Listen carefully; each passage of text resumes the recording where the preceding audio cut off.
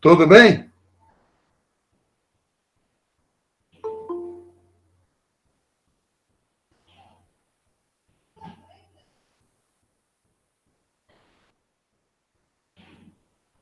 Então tá. Olha só, gente. Vamos, vamos dar continuidade. Salvo engano, na aula passada, eu marquei aqui, nós estávamos vendo a nova lei de abuso de autoridade, iríamos começar a falar dos crimes. É isso? Chegamos a falar de algum crime, ou nós iríamos começar? Que isso eu esqueci de marcar.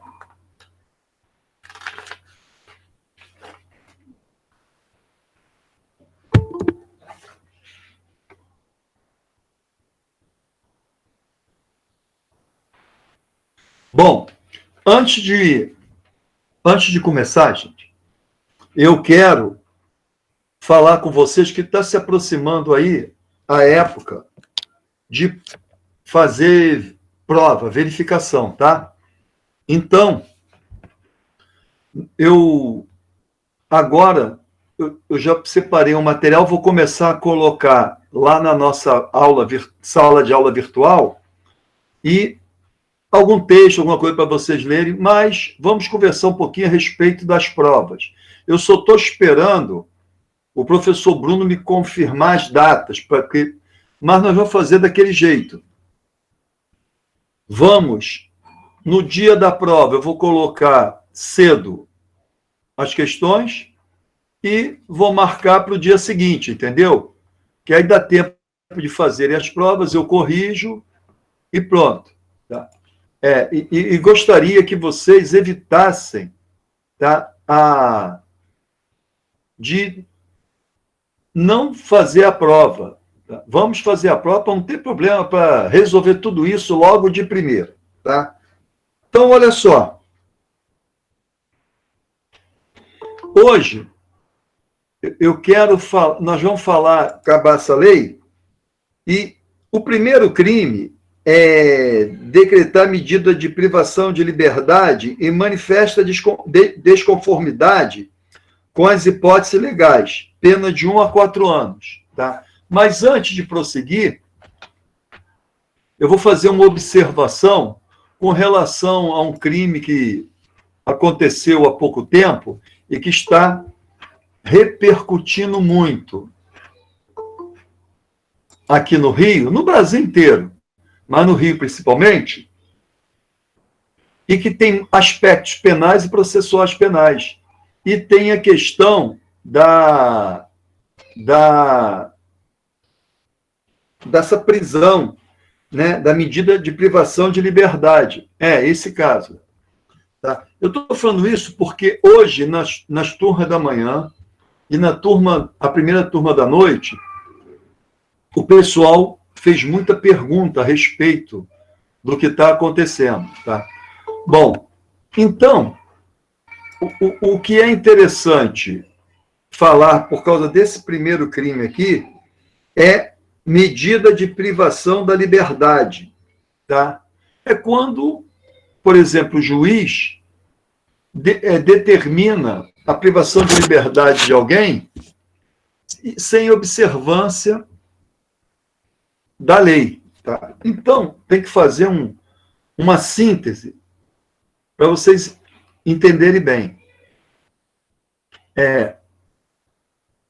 Em processo penal, nós aprendemos que, atualmente, nós temos dois tipos de prisão. A prisão penal, a prisão com pena, com trânsito e julgado, e a prisão processual, aquela prisão sem trânsito em julgado de sentença penal condenatória. E nós estamos falando desse tipo. Tá? Por exemplo, nesse caso aí do menino, do Henri, a mãe e o padrasto foram presos por força de uma prisão temporária. Lembrando a vocês que o inquérito ainda não foi encerrado a delegacia lá da Barra, 16ª, está em plena ebulição lá, efervescência,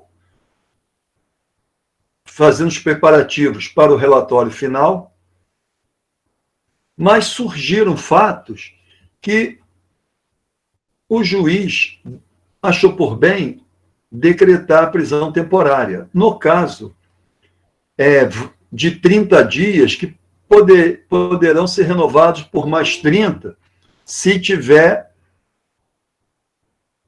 manifestamente provada a necessidade dessa medida de renovação. Por que essa prisão temporária foi de 30 dias e não de 5, como é a regra da temporária? Porque a regra de 5 dias, gente, é para os crimes comuns. Para os crimes hediondos ou equiparados hediondos, no caso o homicídio qualificado, a lei de crimes hediondos prevê, tá, 30 mais 30. É isso que vocês têm que entender. Tá? Por isso que eu estou fazendo esse preâmbulo.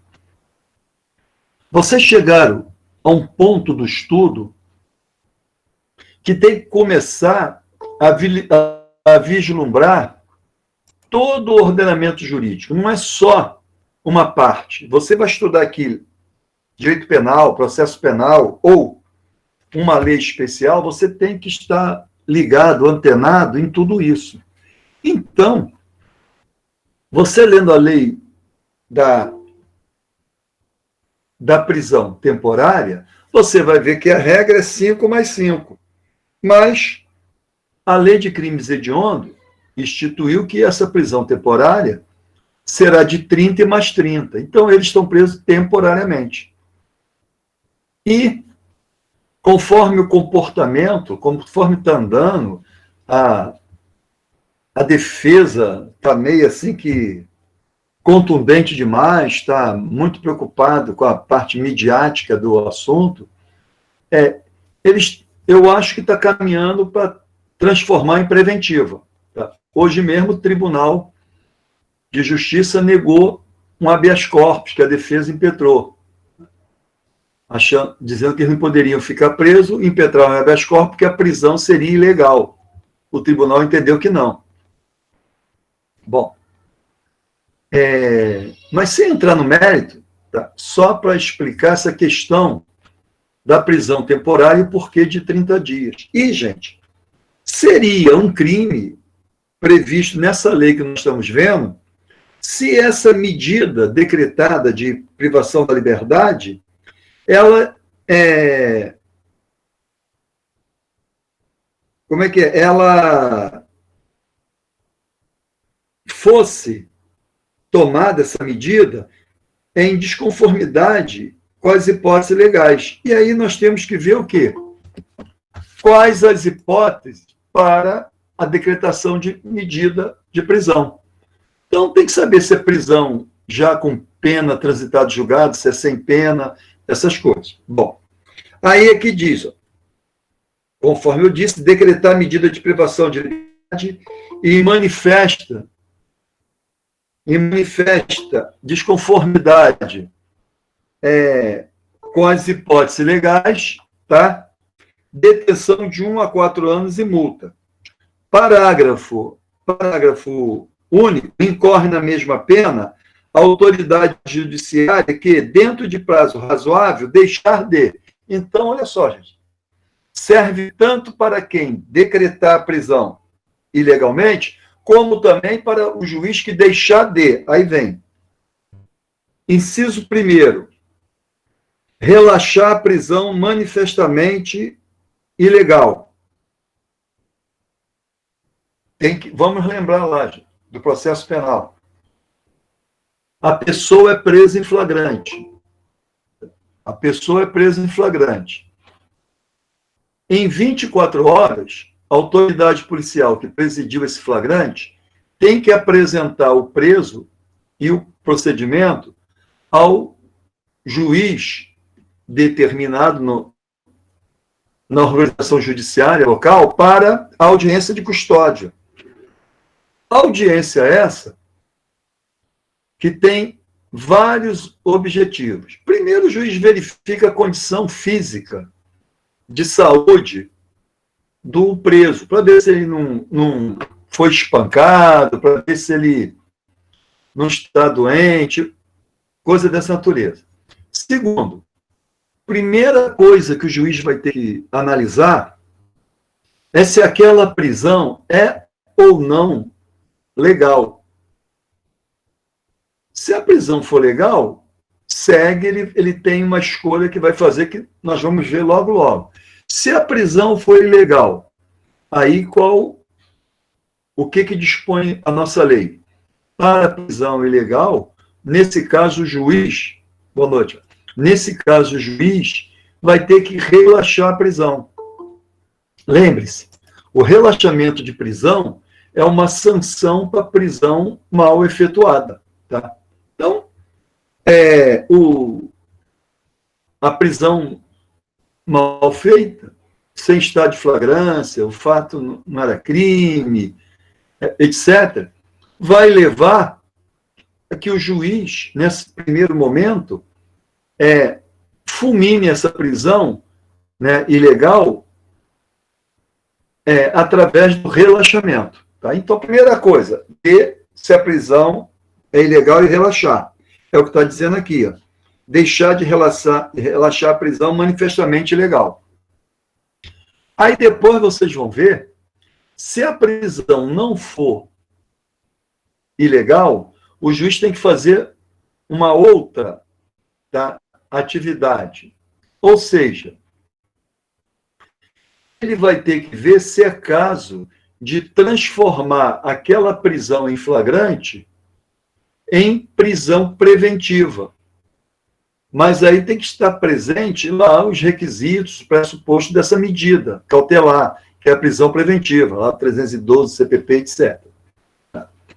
Ou, se é caso de conceder a liberdade provisória ao preso com ou sem fiança, ou uma outra medida que venha diversa da prisão, que tem várias, olhando lá no Código, são 10 previstas lá no Código de Processo Penal, que não é o objeto da nossa aula, só estou falando. Então, são essas as atividades que esse juiz lá, que verifica lá na audiência de custódia, tem que ver. Tá? Então, tem aqui o segundo, e lembrando, gente, que a regra da Constituição, esqueci de falar isso, é a liberdade do preso.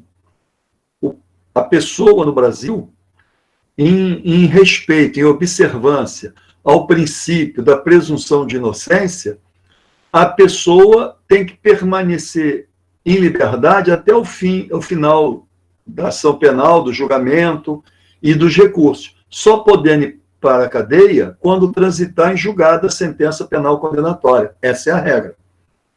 A exceção, como o nome diz, é uma exceção, e tem previsão legal. Então, o juiz tem que fundamentar a manutenção da prisão dessa pessoa. Então, diz assim, ó, deixar de substituir a prisão preventiva por medida cautelar diversas ou de conceder liberdade provisória, quando cabível, manifestamente cabível. Então, gente, não é a questão que o juiz tem. Não, o juiz vai ver o caso concreto, vai ver se aplica essa ou aquela circunstância e vai tomar a decisão fundamentada. Então, num caso esse que nós abordamos no início, de um homicídio de uma criança de 4 anos, tá? Onde tu já tem de cara, que não tem como negar, que houve uma tentativa, tá, de uma fraude, quando tentou-se um atestado de óbito de um hospital particular para que o corpo não fosse levado ao IML e, ao ser submetido à perícia, constatado que as lesões não foram causadas de uma maneira natural, de um simples acidente doméstico. Então, fez-se de tudo lá. Pessoas usando seu poder econômico, político, ligou para governador, ligou para administrador dessa área, tentando uma série de manobras para fazer uma ocultação de cadáver de uma maneira legal, ou seja, sepultaria o corpo através do atestado de óbito, e mesmo se alguém, dali a 1, 2 dias, começasse a desconfiar o pai, quando fosse ver o corpo, dificilmente poderia chegar-se a uma solução do que aconteceu, porque já estaria um estágio avançado de putrefação. Bom, então, gente, ali tem elementos de sobra para a decretação de uma medida cautelar, tá? De uma medida cautelar, tanto que foi impetrada agora uma ordem de habeas corpus, e o tribunal aqui rejeitou. Eles devem jogar isso para o STJ, para o STF, e vamos ver, né, o que vai resolver. Mas, além de substituir a preventiva por medida cautelar diversa, tá? Aquelas medidas, tornozeleira, prisão domiciliar, etc. Ou conceder a liberdade provisória, com ou sem fiança. Só lembrando a vocês que o delegado em sede policial só pode conceder liberdade provisória mediante fiança, naqueles crimes apenados até 4 anos. Acima de 4 anos, só o juiz pode conceder liberdade provisória. Tá? Só que o juiz pode conceder com ou sem fiança. A autoridade policial com fiança. 3. Deferir liminar ou ordem de habeas corpus quando manifestamente cabível, ou seja, deixar de deferir liminar. Ou seja, uma pessoa está presa ilegalmente, ou recorre e a autoridade judiciária deixa de conceder essa ordem de habeas corpus para soltar a pessoa. Ao contrário do que prevê a lei. Então, tudo agora vai obrigar que as autoridades públicas, em especial aqui o judiciário, o magistrado, ele tenha muito cuidado com as medidas que tomar e com a sua fundamentação. Vocês viram que pouco tempo atrás, sim, perguntaram aqui, gente, se pode exumar o corpo do menino para conseguir outras evidências. Sempre pode, tá? Mas eu acho que não vai ser necessário. Porque logo no início, como o caso causou, assim, repugnância, acho, e muita... ou seja, a polícia ficou com a pulga atrás da orelha, tá? Pela manifestação. Tu imagina, o cara de lá ligou para o governador, ligou para o secretário de Polícia Civil, ligou para administrador de não sei de onde, moveu o pessoal, gente, fica na ponta dos cachos. Então, eu acredito que esse auto de exame cadavérico está muito bem elaborado. O exame de necropsia foi muito bem feito. E eu acho que dificilmente a polícia, a acusação vai precisar de uma exumação. Pode ser que até a defesa peça mais para tumultuar, mas não precisa, até porque não teve, assim, dúvida da causa-morte. Não teve projétil. Às vezes, tu é obrigado a exumar o corpo porque foi morte por projétil de arma de fogo, e aí, lá no laudo, aparece 3 orifícios de entrada e 2 de saída. Presume-se que tenha um dentro do corpo. Então, não foi achado no exame. Aí vai ter que exumar para procurar. Ou então, a pessoa chega uma notícia que não, eles estão dizendo que foi envenenamento, mas não, ele ele tinha problema cardíaco, não sei o quê, e essa parte não foi bem explorada durante o exame, entendeu? Mas eu acredito que nesse caso é muito provável. A não ser que surja aí uma dúvida, tá? Muito grande e relevante para a exumação, tá? Mas essa hipótese existe. Gente, vocês não sabem o que é exumar um cadáver. É horroroso.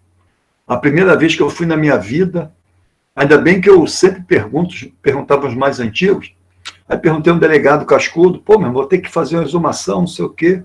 E o delegado novo falou, olha só, lá no local, veja para onde está o vento e leve Vic Vaporub. Aí eu falei, por quê? Vic Vaporub na narina e fica de um jeito que o vento não sopre, tá? O cheiro que exala da sepultura para você, fica do outro lado, porque senão tu vai passar mal. E não deu outra. Eu fiquei lá, nesse caso não era nenhum caso, não era crime, foi um acidente de trânsito. Foi um acidente de trânsito e surgiu dúvida com relação à declaração de óbito, que foi com um acidente. Aí pediu, nem levou para o... aí o bombeiro pegou o corpo, que o pessoal do cemitério sepultou, foi até em Santa Cruz. O pessoal do cemitério abriu a sepultura, os bombeiros botaram no carro e levaram para o ML. Depois houve, de novo, o sepultamento, né? Em outra data. Cara, mas é horrível, é horrível. Um cheiro insuportável, tá? Tu bambeia. Aí tinha lá o advogado da família, ele não sabia desse detalhe, deixou o vento vindo para cima dele, quase que ele caiu lá dentro da cova, né? Quase que desmaiou, tá? É muito ruim. Agora, só que eu tive que trocar de roupa, evidente que eu não fui de terno, mas estava de camisa social, deixei o paletó dentro do carro, tive que trocar de roupa. Tive que ir no shopping, eu não levei outra roupa para a delegacia, eu estava de plantão, tive que ir lá comprar uma camisa, uma calça para trocar, porque eu não aguentava ficar com aquela roupa até a noite em casa tomar um banho. Muito ruim mesmo, tá? Só porque vocês falaram aí em exumação do corpo, tá? E tem todo um ritual, tá, gente? O delegado tem que fazer um auto de exumação, tá? E tem uma série de formalidades que tem que ser observadas. Bom, mas vamos voltar aqui à nossa discussão. Artigo 10. Decretar a condução coercitiva de testemunha ou investigado manifestamente descabida ou sem prévia intimação de comparecimento ao juízo. Tá? Isso eu já tinha comentado antes. Você, para decretar essa medida de condução coercitiva, tu tem que primeiro demonstrar cabalmente que a testemunha ou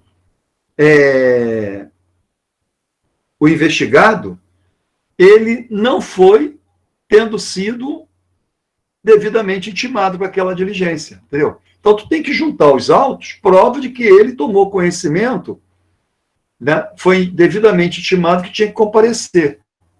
Nós vimos o que aconteceu com essa questão aí do ex-presidente e com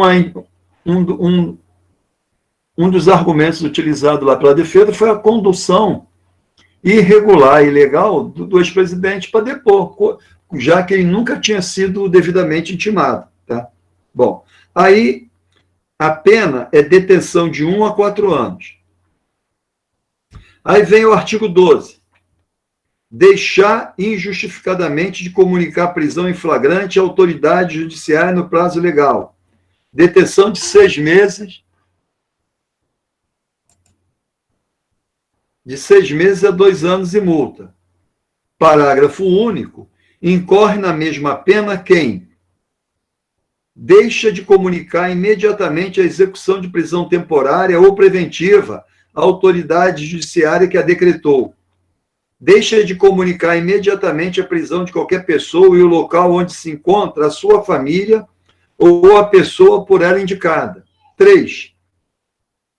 deixa de entregar ao preso, no prazo de 24 horas, a nota de culpa, assinada pela autoridade, com o motivo da prisão e os nomes do condutor e das testemunhas. 4.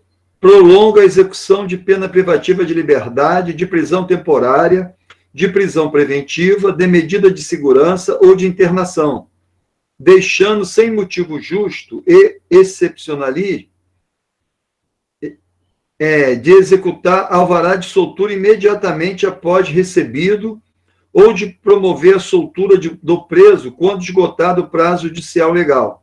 Gente, rapidamente, isso aqui está bem claro, não tem que explicar muito, mas isso, quem já viu isso acontecer aí no dia a dia, em estágio, alguma coisa assim, quem é policial, sabe que às vezes acontece alguma coisa, chega alvará para cumprir de madrugada, tá?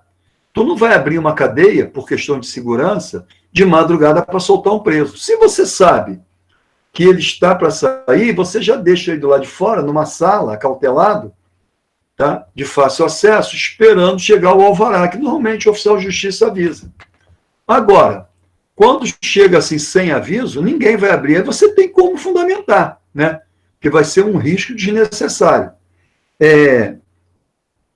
Também a comunicação de prisão e a entrega de nota de culpa, que são diligências que o delegado tem que observar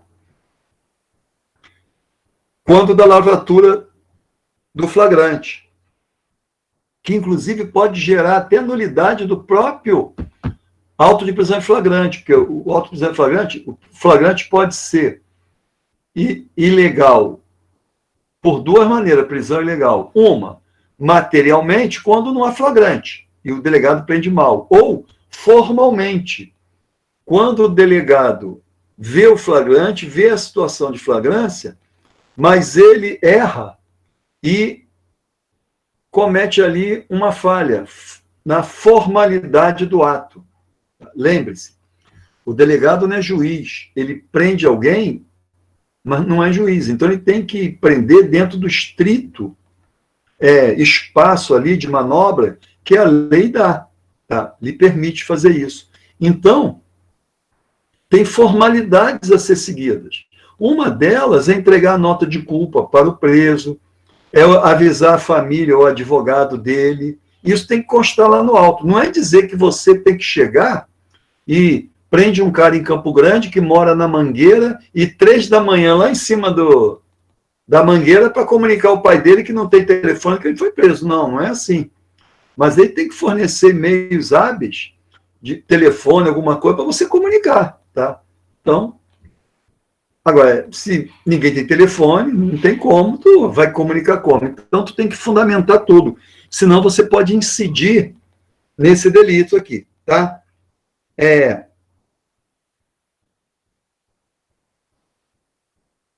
13. Constranger o preso ou detento mediante violência, grave ameaça ou redução de sua capacidade de resistência a exibir-se ou ter seu corpo ou parte dele exibido à curiosidade pública. Isso aí eu sempre fui contra. Aquela questão de apresentação do preso na delegacia. O policial bota o cara na parede, vai lá, segura a cabeça dele, bota a cara para a câmera, dá aquele escracha nele, né? É isso aí que está proibido. É diferente de eu divulgar uma foto, retrato falado, dizendo que aquele é um suspeito de um crime que a polícia quer informação, tá? Colocar lá no cartaz do Disque Denúncia, tá? Essas coisas. Agora, aquilo lá de obrigar a pessoa a aparecer na TV, na fotografia, tá?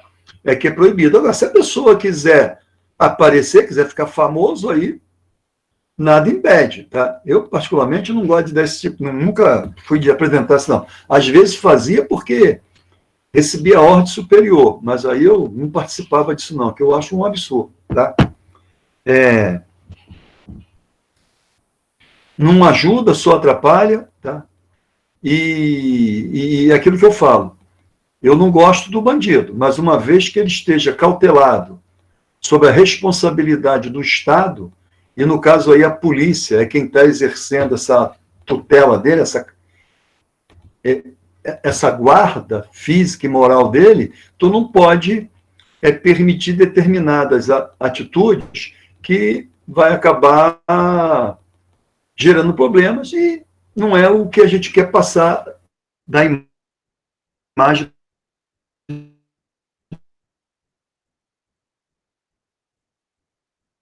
da instituição, solo sagrado. Ele foi fora por sua conta e risco. Entrou na delegacia, a lei tem que ser observada, porque é uma garantia para todo e qualquer cidadão brasileiro, entendeu? Não é privilégio para A, B ou C. Nessa prisão mesmo aí do vereador, do caso do Henri, deu para ver uma cena que ele saindo de casa. Não, ele está saindo, eu acho que de casa, agora não, de casa da delegacia, mas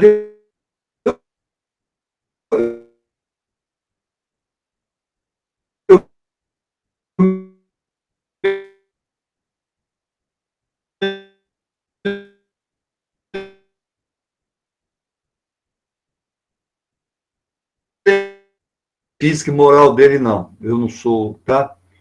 Tá travando. A internet está meio lenta. Mas cortou tudo aí, professor, que o senhor falou agora. Eu não consegui pegar nada. Só peguei até a hora que o senhor falou que eu não, se o senhor puder repetir aí, porque travou aqui também, cortou tudo. Tudo bem, eu vou sim. É que deu um pico aqui na minha internet. Vamos lá, estão escutando agora, né? É o seguinte, o vereador, quando saiu da delegacia para ser submetido a exame de corpo de delito, que isso é uma praxe. A pessoa é presa, seja em flagrante, ou prisão temporária ou preventiva, a autoridade, antes de recolher ao cárcere, leva para exame de corpo de delito, para dizer como ele está e tudo, para evitar problema. Tá? Bom, e aí, quando ele estava saindo, naquele bolo que fez lá de curioso, repórter e tudo, ele tomou um tapa no pescoço, tomou um pescoço-tapa lá, um pedala Robinho, tá? E eu disse para vocês o quê? Não é que eu esteja muito preocupado com a integridade física, psíquica dele, tá? Mas ele ali está na situação de preso, gente, e a tutela dele cabe ao Estado, e no caso ali a Polícia Civil, tá? Então, tem que ser tomada todas as medidas para evitar esse tipo de ocorrência, porque assim como foi um tapa no pescoço, podia ser uma facada, uma navalhada, entendeu? O pessoal conseguiu dar uma facada no candidato à presidência, não vai dali. Então tem que ter muito cuidado. E outro fato que eu notei ali, que constitui também abuso,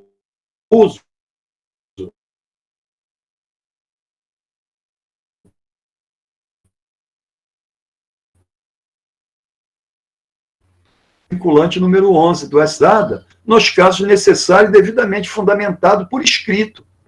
Tá? E ali não era o caso, uma mulher, um cara, com uma montoeira de policial, ninguém reagiu à prisão, é desnecessário. Também, gente, não é proteção a ele, tá? É a qualquer pessoa. Eu sempre falo para o meu pessoal, quando eu dou aula lá no curso de formação das polícias, é que você tem que algemar sempre que necessário. Se tiver dúvida, algema. Tá? Mas quando você não tiver dúvida da necessidade da algema, não pode algemar uma pessoa só para demonstrar poder, entendeu? Submissão daquela pessoa ao Estado, esse tipo de coisa. Bom,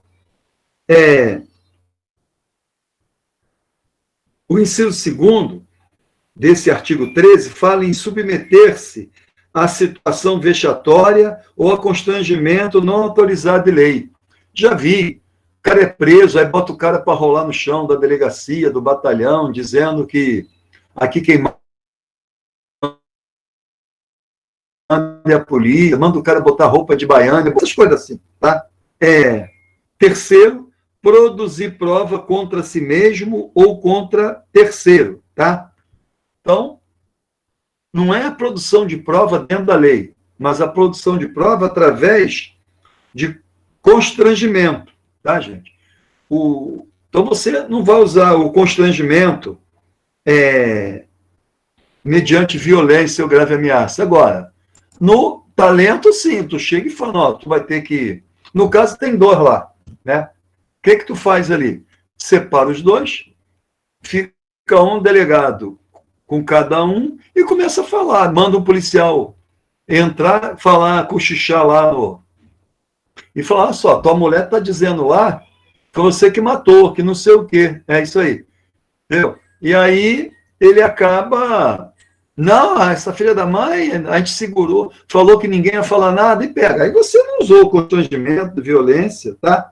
Pode ser que queiram colocar na parte final, mas que não cola. Essa redução aí seria, sei lá, usar um narcótico, algum tipo de ameaça mais grave a uma pessoa. Agora, tu usar o talento, não. Ou então repetir muitas vezes a pergunta de maneira diferente. Tem uma hora que acaba atracando a placa do relé e o cara acaba falando, ou deixa escapar alguma coisa. Isso aí é técnica de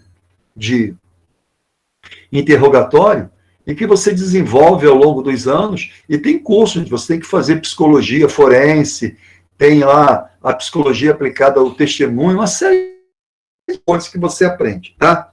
Bom, a pena é detenção de 1 a 4 anos e multa, sem prejuízo da pena combinada à violência. Bom, vamos lá, artigo 15. Caraca. Que hora? 10 horas, né? Então dá tempo. Constranger a depor. Gente, só uma pergunta. Eu estou lendo essa lei porque eu falei que a lei mudou, muitos não devem ter essa lei aí no Vadimeco, tá? Mas eu vou dando aquele artigo que não tiver muita coisa para falar, eu vou pular, porque senão a gente vai ficar o curso todo falando dessa lei aqui, tá? Mas vamos lá. Artigo 15. Constranger a depor sob ameaça de prisão pessoa que, em razão de função, ministério, ofício ou profissão, deva guardar segredo ou resguardar sigilo. Detenção de 1 a 4. Gente, isso daí é o seguinte. Vocês sabem que existe o crime de falso testemunho. Agora, pouca gente sabe que o crime de falso testemunho, ele tem duas condutas. Uma é falar mentira, tudo bem. Falsear a verdade, é falar mentira. Mas a outra é omitir a verdade. As duas condutas constituem o crime de falso testemunho. Então, a testemunha não tem o direito de permanecer calada. Tá? Ela tem o dever jurídico, tá? De prestar de suas declarações. Não pode invocar o direito constitucional de permanecer calado. Isso é só para o acusado. Aí a testemunha que não fala, vai presa. Já dei voz de prisão para várias. Tá? Que pese é uma pena diminuta que não assusta tanto. Tá? Quando eu trabalhei em Campo Grande, era mais fácil dizer para ela, ó, se tu não falar, eu vou dizer que tu falou, vou deixar subentendido que falou, vou te soltar na rua. Tá? Aí eles falavam que o miliciano ia matar, então ele falava, tá? Não quero ser solto, não, quero ficar aqui. Então, gente, eu nunca vi um lugar para morrer tanta testemunha. Campo Grande, Santa Cruz, é terrível. Aí, deve ser o clima. Esse constrangimento aí não é a testemunha, é justamente aquelas pessoas que não têm o dever jurídico de testemunhar, tá? Como o médico, o advogado, o pastor, essas coisas, tá? Tem um rol, que isso encontra-se lá no Código de Processo Penal, de pessoas que não são obrigadas a testemunhar. Então, você não pode ameaçar essa pessoa de prisão caso ela não queira falar. É isso que está dizendo aqui. Bom, em parágrafo único, incorre na mesma pena quem prossegue com o interrogatório. 1. De pessoa que tenha decidido exercer o direito de silêncio. Ou seja, tu não obrigou, mas a pessoa disse, ó, eu quero permanecer em silêncio. Aí a pessoa continua interrogando. 2. De pessoa que tenha optado por ser assistida por advogado ou defensor público, sem a presença de seu patrono, tá? É aquele caso. A pessoa vai à delegacia depor, ela pode exigir estar acompanhada de seu patrono, seja defensor público ou advogado constituído. E aí tem questões práticas. O flagrante delito. Normalmente, o que tu faz? Tu tem advogado, a pessoa tem? Liga para ele. Ou liga para o familiar. Se não conseguir falar com ele, liga para o familiar para fazer contato. O advogado liga e fala, não, doutor, eu vou comparecer, porque meu cliente vai prestar declarações, vai ser interrogado e vai prestar. Aí tu espera o advogado chegar. Agora o advogado fala, não, eu vou comparecer, mas não tenho hora. Não tenho hora. Porque eu estou aqui em São Paulo, numa audiência, quando acabar eu vou pegar o avião, vou para o Rio, vou saltar no Santos Dumont, vou enfrentar. Tu não tem hora, tu não vai parar, teu flagrante, a tua delegacia, tu não sabe que hora que vai chegar. Aí você vai sem o advogado, mas ele tem que ter o cuidado de tudo isso constar lá nos autos, e se no auto prisão em flagrante, ele falar que só quer falar perante o advogado, tu diz que ele se reserva o direito de permanecer em silêncio, tá? E explica por quê. Tá? Artigo 16. Deixar de identificar-se ou identificar-se falsamente ao preso por ocasião de sua captura, ou quando deva fazê-lo durante sua detenção ou prisão. Tá? Isso aí, às vezes, os policiais malucos fazem. Diz que não se identifica, ou quando se identifica, dá um nome errado. Tá? Não sei por que eles fazem isso. Tá? Não tem o menor motivo. Tá? Antes de prosseguir, só falar uma coisa para vocês. Lá no curso de formação das polícias, o pessoal criticou muito essa lei, né? Porque eles criticam tudo, né? Que opõe dificuldade à função policial. Mas eu sempre falo para eles o seguinte, que o fato de estar mais difícil de trabalhar na polícia hoje só serve para engrandecer a atuação deles. Porque tu ser policial numa época de ditadura que podia sumir com as pessoas, dar pau de arara, saco na cabeça, submarino e coisa parecida, tá? É fácil. Eu quero ver você diante de uma Constituição igual a de 88 e outras leis que a seguiram, você fazer polícia e ter resultados. Tá? Tem que ter muito talento, tem que ter muito esforço. Então, quem consegue trabalhar e não ser preso por causa de certas, ou expulso por certas atitudes, merece todo o respeito da sociedade, tá? Porque está trabalhando certo. É mais trabalhoso, é difícil, é frustrante, às vezes, você não conseguir ter o objetivo, mas é assim que tem que ser. E outra coisa, quanto melhor for o teu trabalho, mais dentro da lei, menos brecha, menos tu vai expor o teu flanco para que a defesa te torpedeie, meta um torpedo na tua investigação e venha causar prejuízo à aplicação da lei. Então, tem que ser procurar sempre a excelência e observância da lei. Tá? É o que eu digo. Chegou na delegacia, tem que agir dentro da lei. Se não quiser agir dentro da lei, resolve na rua e assuma as consequências. Tá? Não que aqui se faça isso, na França. Bom, parágrafo único. Incorre na mesma pena quem, como responsável por interrogatório em sede de procedimento investigatório de infração penal, deixa de identificar-se ao preso ou atribuir a si mesmo falsa identidade, cargo ou função. Tá?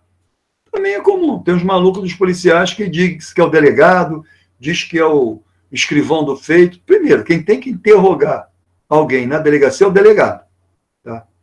Uma coisa que o inspetor faz, o agente, é conversar, bater papo, mas esse ato formal, solene do interrogatório tem que ser presidido pela autoridade policial, assim como em juízo é presidido pelo magistrado. E acabou. E eu acho que o delegado não pode abrir mão disso. Tá? Ele não pode delegar aquilo que é exclusividade dele. Tá? Ele lutou, pelo menos com o advento dos concursos públicos para delegado, é um concurso cada dia pior cada vez que passa, pior do que o outro. Tá? Então, de difícil. O cara lutou, se esforçou, e aí ele vai delegar aquilo que lhe faz parte, dar o carimbo dele na mão dos outros. Isso é inconcebível. Mas vocês vão ver a praxe policial aí, que a maioria das vezes o interrogatório é feito pelo agente. Por quê? Porque aqueles delitos de menor importância, o agente interroga o conduzido, o suspeito, o agente toma termo da pessoa que vai noticiar o fato à autoridade. A lei determina que o delegado tem que presidir isso. Agora, tu pega uma delegacia, por exemplo, igual Campo Grande. Quando eu estava lá, é uma média, você pegando o número de registro total por ano, dividindo por 365 dias, eu fiz essa conta, dava uma média de 130 e poucos registros por dia. Média. Tinha dia que dava mais, dia um pouquinho mais, média de 135. Aí tu tem um delegado de plantão. Se você fazer conta, levar ali em média uns 40 minutos para qualificar a pessoa e ouvi-la, multiplica 40 minutos por 130 e pouco, vai ver quantas horas teriam que durar o plantão para a autoridade poder ouvir todo mundo. Então é algo inviável, a lei batendo com a realidade. Mas, pelo menos nesses casos, gente, de indiciamento, esses casos de prisão em flagrante, a autoridade tem que presidir. Tá?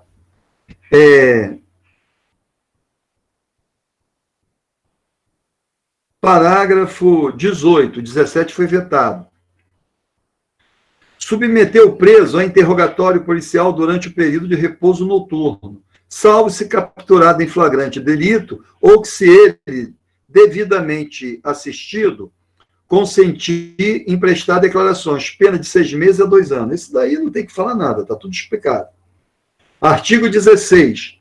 Impedir ou retardar injustificadamente o envio de pleito de preso à autoridade judiciária competente para apreciação da legalidade de sua prisão ou das circunstâncias de sua custódia.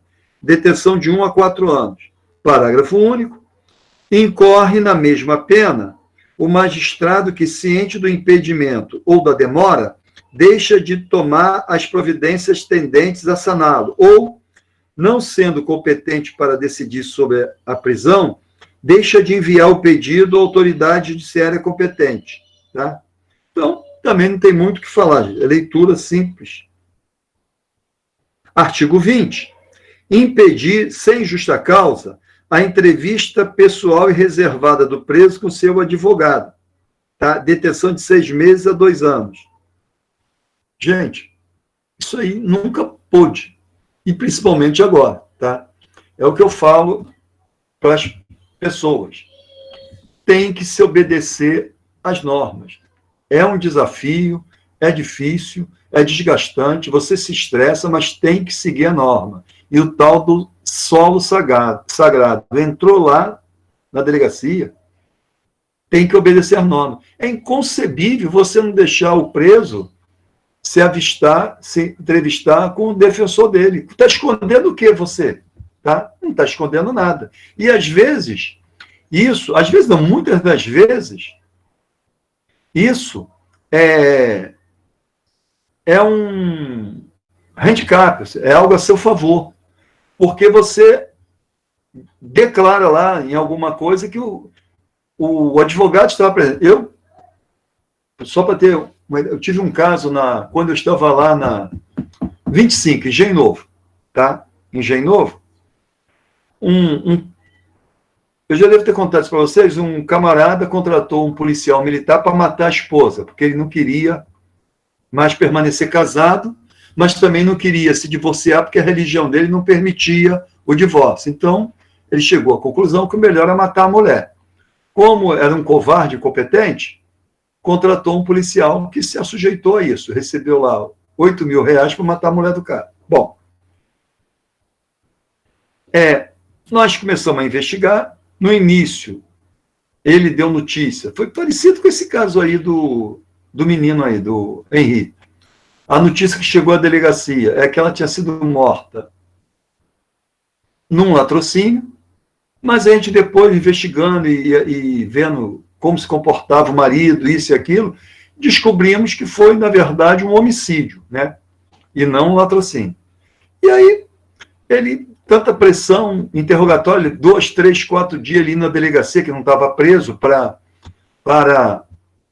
falar. Bom, ele pegou e confessou, né? Mas quando ele falou que ia confessar, eu perguntei ele se ele tinha advogado. Ele disse que não. Aí eu falei, é melhor você arrumar um advogado, tá? Aí ele, você sai, arruma e volta aqui com ele. Aí ele foi lá, arrumou um advogado, se apresentou com o advogado, tá? Eu dei sorte, que facilitou muito, que ele arrumou um advogado qualquer. Ele procurou lá no catálogo, achou o nome do advogado que achou bonito, ligou para o cara, um bom papo, né? Esse papo de advogado aí, aquele papo que vem de picolé para esquimó, entendeu? E aí contratou o cara. Só que o cara não tinha assim, muita experiência na área criminal. Aí foi para a delegacia, eu falei lá. Começou o interrogatório dele, a gente faz, gente, é o auto de qualificação, o nome dele, profissão, e depois passa a escutá-lo. Isso aí é o ato que logo depois é o indiciamento, entendeu? Então, começamos a ouvi-lo, a interrogá-lo. Aí dissemos que presente, seu advogado, fulano de tal, OAB número tal. Tá? O advogado, não, eu estou ciente, mas não vou assinar nada. Eu falei, tudo bem, o senhor vai só dizer que... Eu só estou dizendo que o senhor está ciente, porque o senhor está presente. Né? Não, tudo bem, assinar ou não assinar, não precisa assinar não. Aí botamos lá, né, que advogado presente, OAB tal, ele deu a OAB. E aí ouvimos o cara contou tudo, confessou tudo, disse que pagou, tirou dinheiro do banco para pagar. Aí eu mandei um policial com ele, que ele não estava preso, e falei, não é melhor ir com o advogado para evitar problema. Foi até o banco, eu falei, doutor, ele já lhe pagou, de repente só até já pega lá parte dos seus honorários lá com ele. Aí eles pegaram um extrato do banco, da conta dele, do Banco do Brasil, um extrato, ele mesmo foi lá, pegou o extrato, aí eu fiz a apreensão, só que dessa vez o advogado também estava presente, eu não botei ele passar, botei outras pessoas, mas quando fiz meu relatório, disse que ele estava presente quando da apreensão.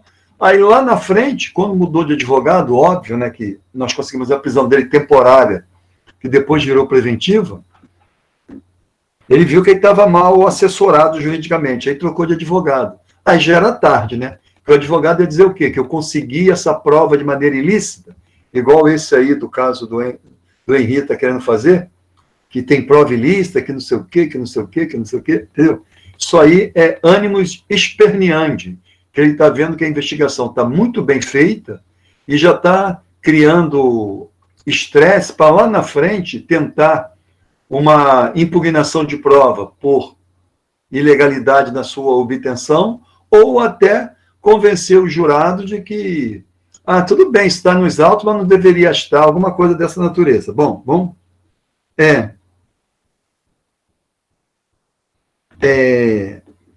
Parágrafo único. Incorre na mesma pena quem impede o preso, o réu solto ou investigado de entrevistar-se pessoal e reservadamente com seu advogado ou defensor, por prazo razoável. Prazo razoável. A lei não prevê um tempo correto, é certo. Tem que ser algo razoável. O cara não vai ficar conversando uma semana com o cliente lá, né? Antes de audiência judicial e de sentar-se a seu lado e com ele comunicar-se durante a audiência, salvo no curso de interrogatório ou no caso de audiência realizada por videoconferência. Bom, Artigo 21. Manter presos de ambos os sexos na mesma cela ou espaço de confinamento. Detenção de 1 a 4 anos. Incorre na mesma pena quem mantém na mesma cela criança ou adolescente na companhia de maior de idade ou de ambiente inadequado, observado o disposto no ECA. Tá? Também não tem muito o que falar. Artigo 22. Invadir ou adentrar clandestina ou astuciosamente ou à revelia da vontade do ocupante imóvel alheio ou suas dependências, ou nele permanecer nas mesmas condições, sem determinação judicial ou fora das condições estabelecidas em lei. Detenção de 1 a 4 anos. Antes de prosseguir, lembrar, gente, aquela questão da proteção constitucional à casa, à residência do cidadão, que ali é um abrigo inviolável e que a Constituição impõe limites para a adentrada do poder público, inclusive a polícia, nesse castelo de proteção do cidadão. Tá? Então, ressalvados os casos legais, você não pode entrar, a não ser que a pessoa deixe. Então, parágrafo 1º. Incorre na mesma pena, na forma prevista do caput deste artigo, quem? 1. Coage alguém mediante violência ou grave ameaça a franquear-lhe o acesso a imóvel ou suas dependências. É o que eu falei. Tu tem que chegar e falar para a pessoa, você permite que eu entre? Cara, sim, pode entrar, não tem nada a temer, acabou. Agora, você ameaça, se não deixar, eu vou te entupir de tiro, vou te prender, vou te agredir, vou dar porrada, aí essa concordância com a entrada da polícia ou de outra pessoa na sua casa está viciada, porque não foi algo que a pessoa de fato possa ter decidido sim, ela foi coagida. Tá? 3, o 2 foi vetado. 3, cumpre mandado de busca e apreensão domiciliar após as 21 horas ou antes das 5 horas. Tá? Gente, isso aí eles colocaram na lei para acabar com uma polêmica antiga. Que se falava é proibido durante a noite. E não tinha em nenhum lugar da lei penal, processual penal, uma lei especial, dizendo que seria à noite. Tá? O que seria à noite. E aí se usava uma interpretação sistemática da legislação brasileira para chegar à conclusão que noite era o período que vai de 18 horas às 6 da manhã. Tá? Agora veio o legislador para tentar resolver esse problema e colocou isso aqui. Tá? Após as 21 ou antes das 5 da manhã. Tá? Então, é a letra da lei. Mas, mesmo assim, o pessoal está deixando para cumprir após as 6 horas, porque como ainda tem esse resquício, não sabe se isso aqui vai ser fulminado de inconstitucionalidade. Então, pessoal, para evitar problema, só está indo por volta das 6. Parágrafo 2º, não haverá crime se o ingresso for para prestar socorro ou quando houver fundados indícios que indiquem a necessidade do ingresso em razão de situação de flagrante, delito ou de desastre. Isso aí está repetindo o que já fala, por exemplo, a Constituição. 23. Inovar artificiosamente, no curso de diligência, de investigação ou de processo, o estado de lugar, de coisa ou de pessoa, com o fim de eximir-se de responsabilidade ou de responsabilizar criminalmente alguém ou agravar-lhe a responsabilidade. Detenção de 1 a 4 anos. Aí eu vou ler logo o parágrafo para depois fazer um breve comentário. Incorre na mesma pena quem pratica conduta com o intuito de 1. eximir-se de responsabilidade civil ou administrativa por excesso praticado no curso da diligência. 2. Omitir dados ou informações, ou divulgar dados ou informações incompletos para desviar o curso da investigação, da diligência ou do processo. Tá. Gente, é o seguinte. É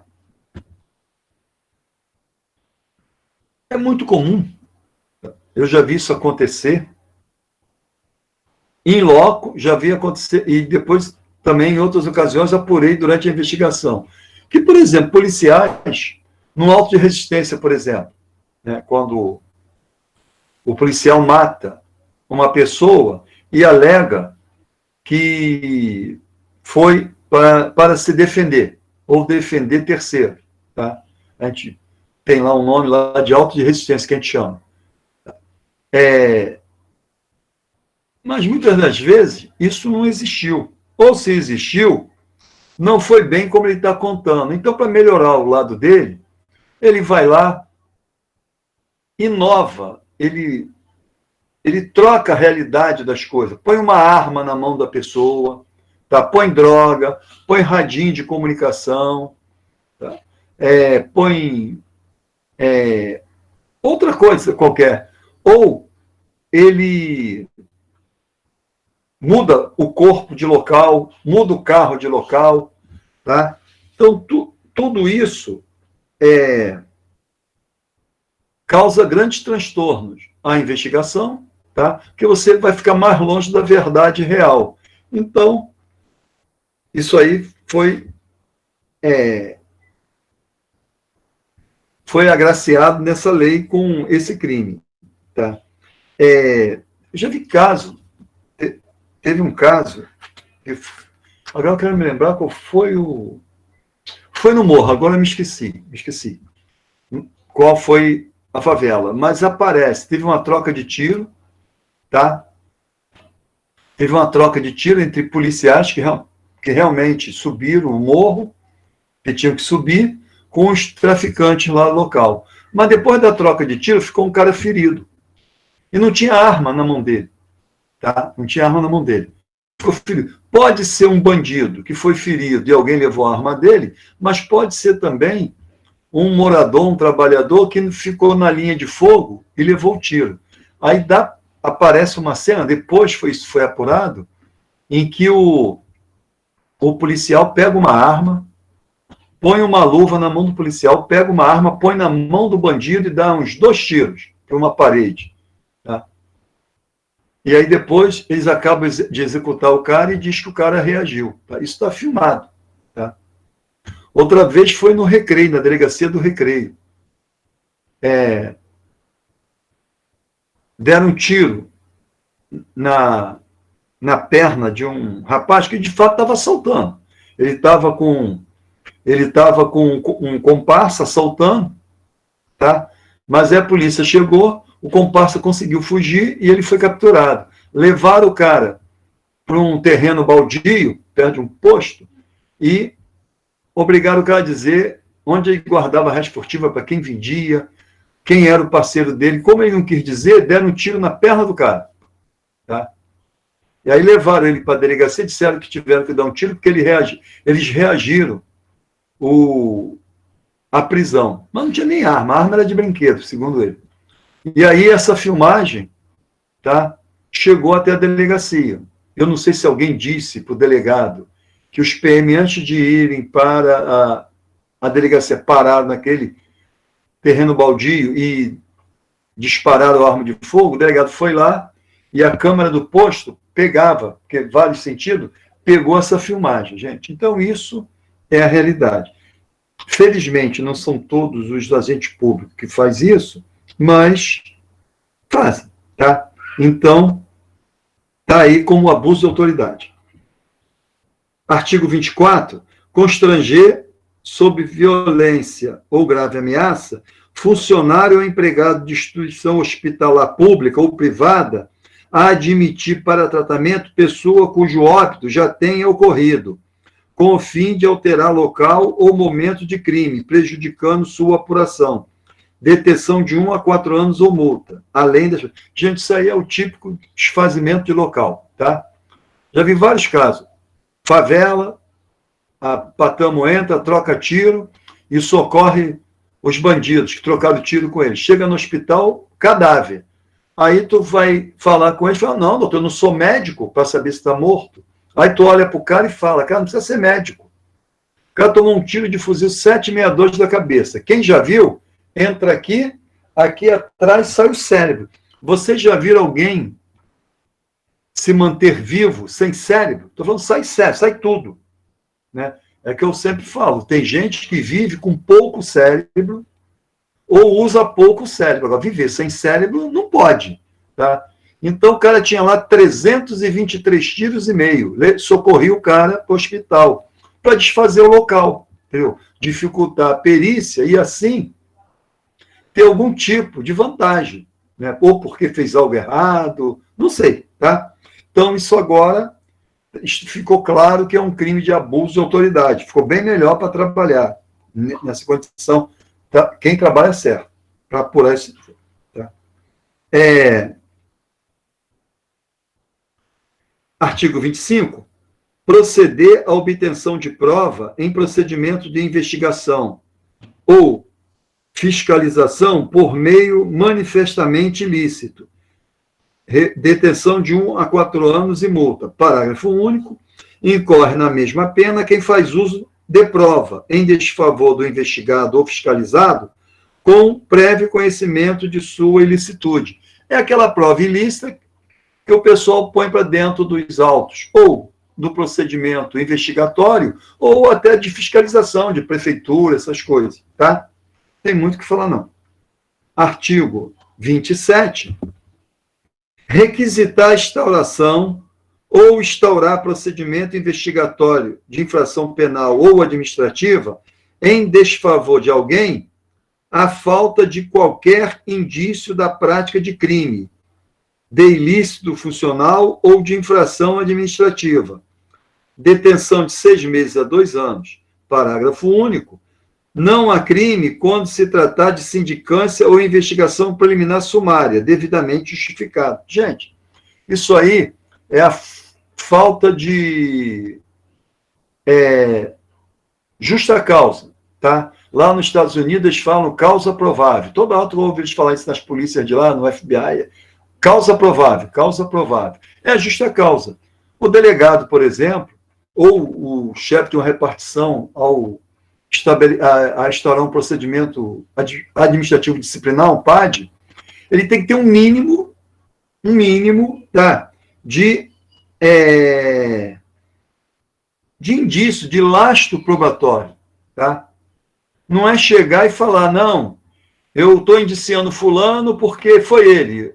Há 10 anos ele já cometeu um crime, uma falta dessa semelhante, aí foi aqui no bairro, é ele. Não, tu tem que ter um mínimo, tá? Um mínimo de dados, de lastro probatório. Mínimo, não precisa ser nada também contundente. Tem que ser um mínimo, não pode ter ausência total. Aí o que tu faz? Instaura um procedimento preliminar, uma VPI, para ver se consegue um mínimo de substância, de lastro probatório para poder indiciar alguém. Agora, se ao final tu não tiver como indiciar, tu não pode indiciar a pessoa, tá?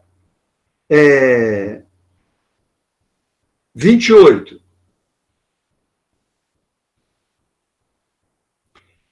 Divulgar gravação ou trecho de gravação sem relação com a prova que se pretenda produzir, expondo a intimidade ou a vida privada, ou ferindo a honra ou a imagem do investigado ou acusado. Tá? Detenção de 1 a 4 anos. Artigo 29. Prestar informação falsa sobre procedimento judicial, policial, fiscal ou administrativo com o fim de prejudicar interesse investigado. Detenção de 6 meses a 2 anos e multa. Artigo 30. Dar início ou proceder à persecução penal, civil ou administrativa sem justa causa fundamentada ou contra quem sabe ser inocente. detenção de 1 a 4 anos.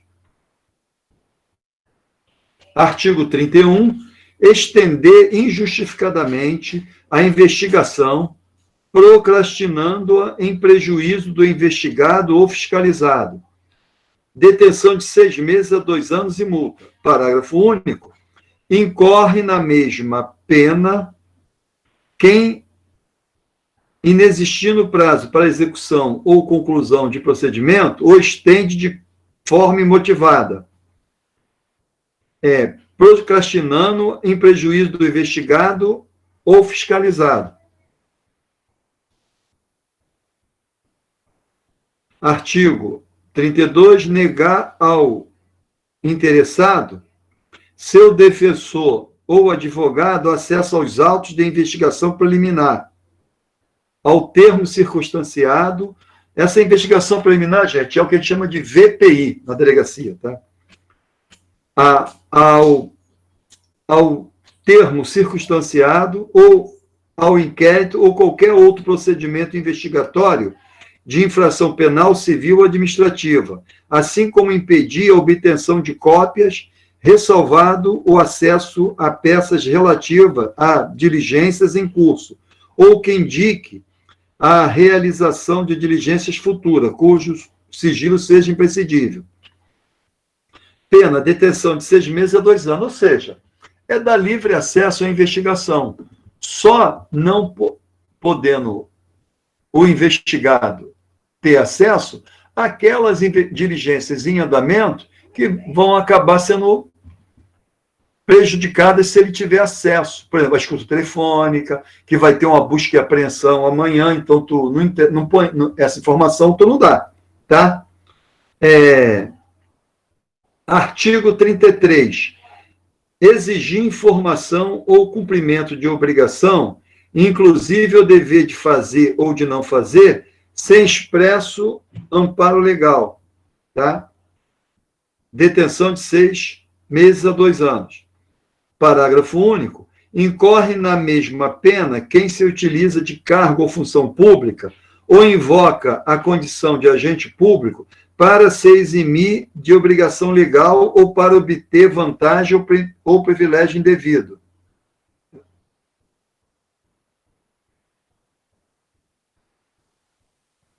Artigo 36. Decretar em processo judicial a indisponibilidade de ativos financeiros em quantia que extrapole exacerbadamente o valor estimado para a satisfação da dívida da parte e, ante a demonstração pela parte da excessividade da medida, deixar de corrigi-la. Detenção de 1 a 4 anos. Temos mais 2 delitos previstos, gente. Vou ler rapidinho que dá tempo ainda. Artigo 37. Demorar demasiada e injustificadamente no exame de processo de que tenha requerido vista em órgão colegiado, com o intuito de procrastinar seu andamento ou retardar julgamento. Pena de detenção de 6 meses a 2 anos e multa. Né? Isso aí não acontece em tribunal, STF, nada disso. Ninguém pede vista e esquece, né? Embargo de gaveta, né? Artigo 38. Antecipar o responsável pelas investigações por meio de comunicação, inclusive rede social, atribuição de culpa antes de concluídas as apurações e formalizada a acusação. Pena de detenção de 6 meses a 2 anos e multa. Tá? Gente, aqui acabou a parte que fala dos crimes. E aí, eu vou completar na aula que vem alguma coisa do procedimento, porque é uma lei nova, tá? A gente tem que ver isso junto. E aí, depois, a gente vai passar para a próxima lei. Tá? Mas, num primeiro momento, já podemos até dizer aqui qual vai ser a matéria de prova. Nós falamos de lei de drogas, Estatuto de Desarmamento, e agora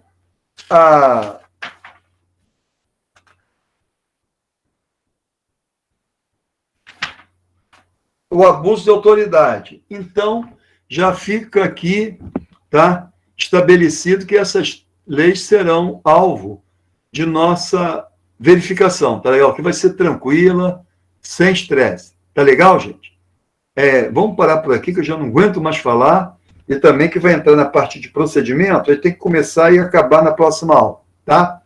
Um abraço aí, boa noite para todo mundo e se cuide, tá legal? Tchau, tchau. Boa noite, mestre. Boa noite.